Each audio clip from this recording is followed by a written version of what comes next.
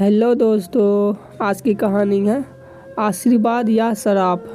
चलते हैं कहानी की ओर। स्वर्ग में भजन कर रहे नारद जी ये देखकर बड़े हैरान थे कि धरती पर वह लोग जो बहुत खुश हैं, जो धन के पीछे भागते हैं, और वे लोग बड़े दुखी हैं जो भगवान की भक्ति करते हैं।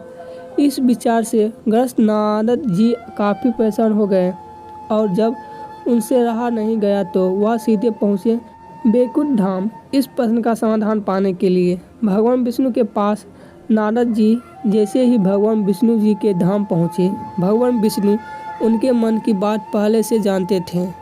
विष्णु भगवान ने नारद जी से कहा, चलो धरती लोक पर चलते हैं और आपके प्रश्न का समाधान पाते हैं। दोनों साधु का वेश धारण कर धरती लोक पर पहुँचे। वह दोनों सबसे पहले एक बड़े व्यापारी के द्वार पर भिक्षा मांगने के लिए गए।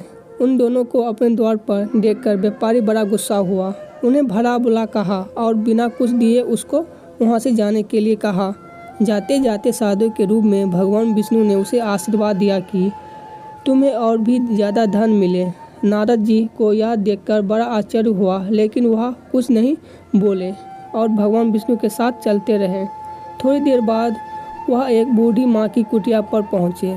वहाँ गरीब बूढ़ी एक छोटी सी कुटिया में रहती थी। उसके यहाँ जाकर जब दोनों साधुओं ने भिक्षा मांगी तो बूढ़ी माँ बोली, मेरे पास तो आप लोगों को देने के लिए ज़रा कुछ है नहीं, लेकिन हाँ, मेरे पास एक गाय है जो दूध देती है। अगर आप चाहो तो मैं उस गाय का दूध दो कर लाती हूँ। आप दोनों के लिए उसे पीकर अपनी भूख शांत कर सकते हैं। साधुओं के हाँ कहने पर बूढ़ी माँ ने दोनों के लिए दूध का इंतजाम कर दिया। खुश होकर साधु के भेष में विष्णु भगवान ने जब बूढ़ी से कहा कि बताओ तुम्हें क्या चाहिए, तो बूढ़ी माँ ने कहा कि मुझे कुछ भी नहीं चाहिए, बस आप आशीर्वाद दीजिए, मेरे लिए इतना काफ़ी है। आशीर्वाद देकर दोनों साधु वहाँ से जाने लगे। तब जाते जाते विष्णु भगवान ने बूढ़ी माँ से कहा कि तुम्हारी गाय कुछ दिनों में मरने वाली है। वहाँ से थोड़े आगे जाने पर नारद जी बड़े परेशान हो गए और विष्णु भगवान से बोले, यह कैसा न्याय है भगवान आपका, जिस व्यापारी ने हमारा इतना अपमान किया, हमें गालियाँ दी, आपने उसे और ज़्यादा धन पाने का आशीर्वाद दिया, और इस बूढ़ी माँ को जिसने हमारी इतनी सेवा की, हमारे लिए दूध की व्यवस्था की, उसे आप कहते हैं कि उसकी गाय जो कि उसके जीवन का आखिरी सहारा है वह भी मर जाएगी। ऐसा क्यों? नारद जी के सवालों को शांत करने के लिए भगवान जी ने चेहरे पर मुस्कान के साथ कहा कि मैंने उस व्यापारी को जो आशीर्वाद दिया, दरअसल वो उसके लिए श्राप था।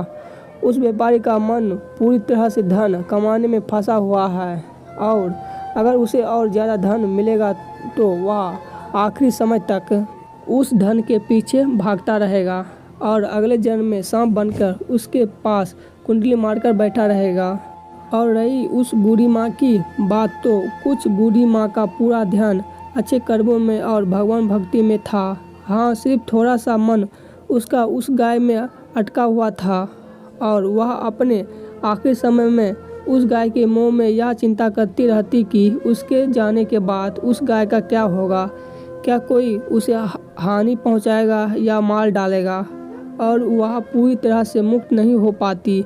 बस यही कारण था कि मैं चाहता हूँ कि आखिरी समय में उसका ध्यान पूरी तरह मेरी तरफ रहे, ना कि उस गाय की तरफ। भगवान विष्णु के समझाने के बाद और इस पूरी घटना के बाद नारद जी का मन पूरी तरह से शांत हो गया और वह खुशी खुशी स्वर्ग लोग लौट गए। दोस्तों, छोटी सी ये कहानी हमें कहती है कि हमें अपना जीवन अच्छे कर्मों में समर्पित करना चाहिए ताकि अंत के समय में भी हम अच्छे कर्मों के बारे में सोचें और भगवान के बारे में सोचें और इस जन्म मरण के बंधन से मुक्त हो सकें। आज की ये छोटी सी कहानी यहीं पर ख़त्म होती है। धन्यवाद।